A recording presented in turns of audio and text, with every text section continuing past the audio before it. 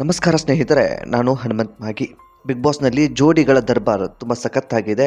ಇಲ್ಲಿ ಗಿಲ್ಲಿ ಮತ್ತು ಕಾವ್ಯ ಒಂದಾಗಿದ್ದಾರೆ, ರಾಶಿಕಾ ಮತ್ತು ಸೂರಜ್ ಒಂದಾಗಿದ್ದಾರೆ.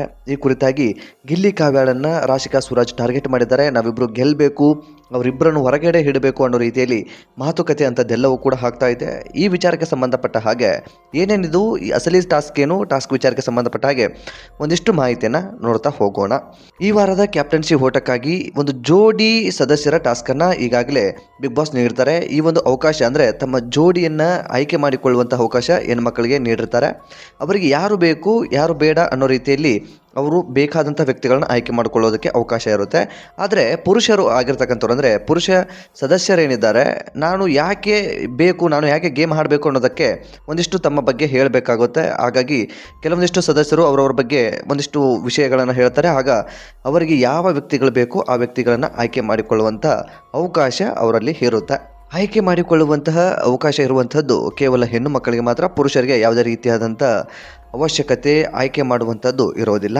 ಸೊ ಈ ಜೋಡಿ ಸದಸ್ಯರ ಪೈಕಿ ಕಾವ್ಯ ಗಿಲ್ಲಿಯನ್ನು ಆಯ್ಕೆ ಮಾಡಿಕೊಳ್ತಾರೆ, ರಾಶಿಕಾ ಸುರಾಜ್ ಅವರನ್ನ ಆಯ್ಕೆ ಮಾಡಿಕೊಳ್ತಾರೆ. ಇಬ್ಬರು ಕೂಡ ಆಯ್ಕೆ ಆದ ನಂತರ ಟಾಸ್ಕ್ನಲ್ಲಿ ಯಾರು ವಿನ್ ಆಗ್ತಾರೋ ಈ ಟಾಸ್ಕನ್ನು ವಿನ್ ಆದಂಥ ವ್ಯಕ್ತಿಗಳಿಗೆ ಒಂದು ಶಕ್ತಿಯನ್ನು ಅಥವಾ ಒಂದು ಹಕ್ಕನ್ನು ಕೊಟ್ಟುಬಿಡ್ತಾರೆ. ಆ ಹಕ್ಕು ಏನು ಅಂತಂದರೆ, ಮುಂದಿನ ಕ್ಯಾಪ್ಟನ್ಸಿ ಓಟಕ್ಕೆ ಅಥವಾ ಈ ಒಂದು ಕ್ಯಾಪ್ಟನ್ಸಿ ಓಟದಿಂದ ಯಾರನ್ನು ಹೊರಗಡೆ ಇಡೋದಕ್ಕೆ ಇಷ್ಟಪಡ್ತೀರಿ ಅವರ ಹೆಸರನ್ನು ಹೇಳಬೇಕಾಗುತ್ತೆ. ಆ ವಿಚಾರಕ್ಕೆ ಸಂಬಂಧಪಟ್ಟ ಹಾಗೆ ರಾಶಿಕಾ ಸುರಾಜ್ ಹೇಳ್ತಾರೆ, ನಾವು ಈ ಒಂದು ಕ್ಯಾಪ್ಟನ್ಸಿ ಓಟದಲ್ಲಿ ಗೆಲ್ಲಬೇಕು, ಇಬ್ಬರೂ ಕೂಡ ಗೆದ್ವಿ ಅಂತಂದರೆ ಗಿಲ್ಲಿ ಮತ್ತು ಕಾವ್ಯಳನ್ನು ಈ ಒಂದು ಕ್ಯಾಪ್ಟನ್ಸಿ ಓಟದಿಂದ ಹೊರಗಡೆ ಇಡಬಹುದು. ಹಾಗಾಗಿ ನಾವು ಗೆಲ್ಲೇಬೇಕು ಅನ್ನೋ ಒಂದು ಹಠದ ಮಾತುಗಳನ್ನು ಸುರಾಜ್ ಮುಂದೆ ಹೇಳಿಕೊಳ್ಳುವಂಥದ್ದು. ಇದಿಷ್ಟು ಇವತ್ತಿನ ಒಂದು ಪ್ರೋಮೋದಲ್ಲಿರುವಂಥ ವಿಚಾರ.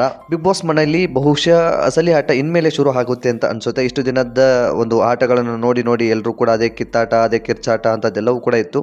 ಆದರೆ ಈಗಲೂ ಕೂಡ ಇದೆ, ಇಲ್ಲ ಅಂತಲ್ಲ. ಆದರೆ ಒಂದು ಸ್ಟ್ರಾಟರ್ಜಿ, ಒಂದು ಗಿಮಿಕ್ಕು ಅಥವಾ ಇನ್ನೇನೇನೋ ಮಾಡಿ ಒಂದಿಷ್ಟು ಜನರಿಗೆ ಎಂಟರ್ಟೈನ್ಮೆಂಟ್ ಕೊಡೋದಕ್ಕೆ ಈಗ ಸ್ಪರ್ಧಿಗಳು ಮುಂದಾಗ್ತಾ ಇದ್ದಾರೆ ಅಂತಲೇ ಹೇಳಿದರೂ ಕೂಡ ತಪ್ಪಾಗಲಿಕ್ಕಿಲ್ಲ. ಈ ಕುರಿತಾಗಿ ನಿಮ್ಮ ಇಷ್ಟದ ಸ್ಪರ್ಧಿ ಯಾರು ಎಂಬುದನ್ನು ಕಾಮೆಂಟ್ ಮಾಡಿ.